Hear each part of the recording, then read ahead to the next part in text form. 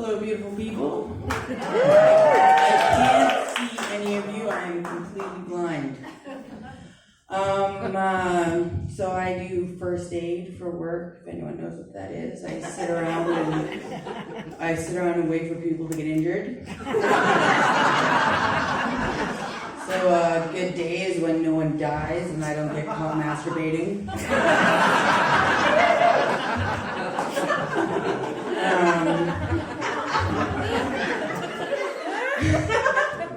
I'm also bipolar. We'll explain the quotation marks in a little bit. So I've decided to try something new for that these days. I've decided to practice witchcraft.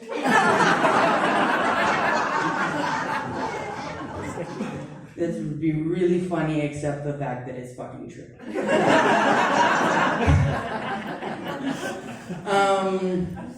Yeah, actually, I wrote a bunch of jokes about spiritual shit, about people using yoni eggs and like crystal Keeglers to change their chakras and just stupid shit that people do that they think is spiritual.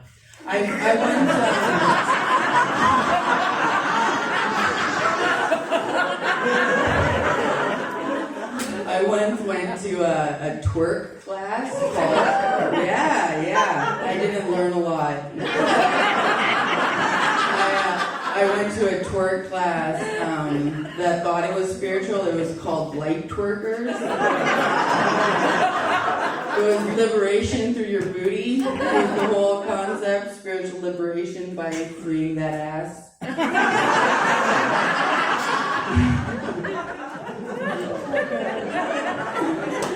Yeah,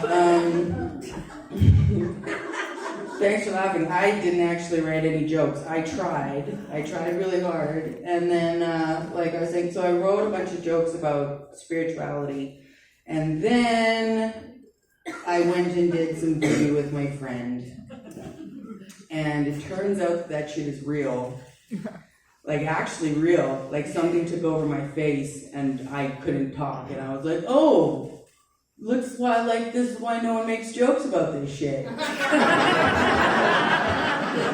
get it. I was just a hokey pokey white person being like, yeah, man, you just like get some gems and talk to your ancestors. It's totally cool. And no, the shit's fucking real. I went to, no, this is a true story. I went to a Halloween seance this year. And, no, this is good. So, does anybody know what a spirit plate is? So basically what a spirit plate is like you say some fucking words and you leave out a bit of food for the people that are passed on, right? So the girl that I went to this fucking thing with ate the fucking spirit plate.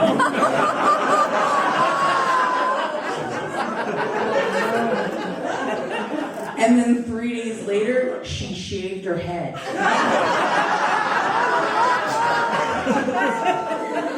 Actually, true things that happened. It's totally crazy. But hair grows back, so good things the spirits have a sense of humor.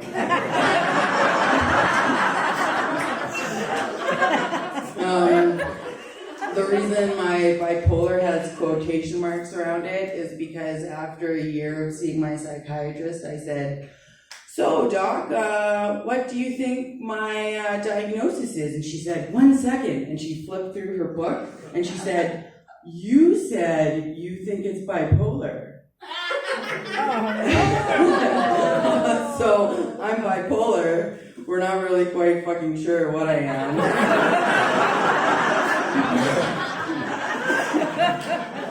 But the medication is working.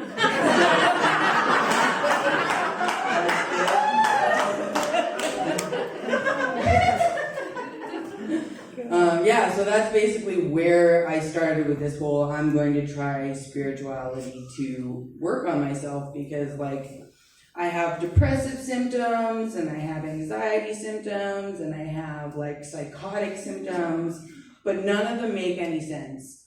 All they really mean is that I shouldn't drive when not medicated.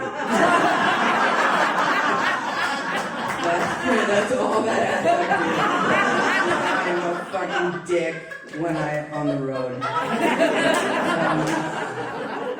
So I was like, well, let's try some ancient wisdom. So that's why I got into spirituality, to try and fix my mental health shit.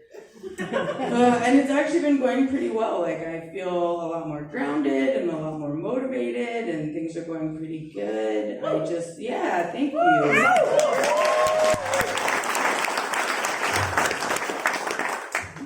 Yeah, I just don't know at what point I stop taking my meds. Right? So I'm trying to be very cautious about that shit. Maybe finish school first.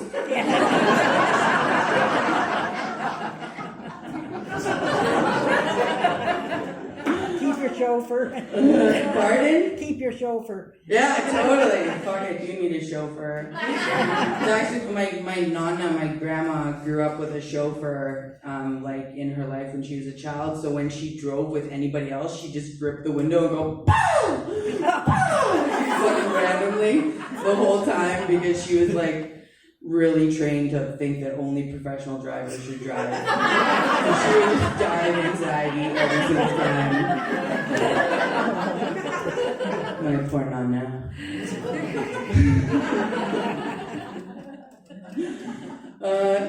How much more time do I have left? Oh, okay. So, what else?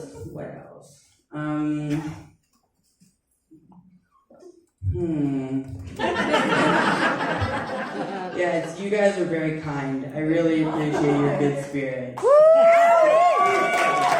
Oh, and I'd like to say, I have been so impressed by all of the people that I've gone to class with, and watching them transition and like really hone in their jokes has made me so happy. You guys are fucking fantastic.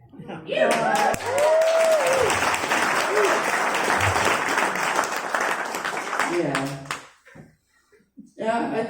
I can read you a poem. Do you want to hear a poem?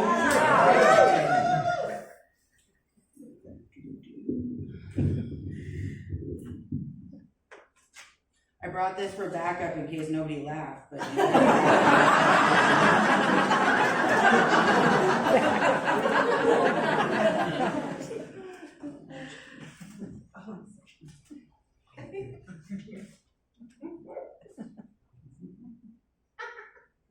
oh, fuck my life. Okay, here. So, some people in the audience have already heard this poem. I wrote this for a friend of mine whose honesty and vulnerability really moved me. It's called Simone's Poem. Do you care for me the way I care for you? Will you still love me when you know what I've been through? Will it change your mind when you find out over time that I am human too? There is so little I have left. I am emotionally bereft. Will you still need me if I become someone new? Someone sure of themselves and someone true. Someone unafraid and freed from the masquerade. Someone too alive to become small for you. Will you love me with all that I might go through? Is it enough to know my love will grow when gently held by you? Can you feel me in my pain? Can you nourish me like rain? Will you carry me when I need you to? Because it is still a place I know where hurt and terror grow, and I need to gain a brand new point of view so that I may rise and in your eyes find the love to see me through. Wow.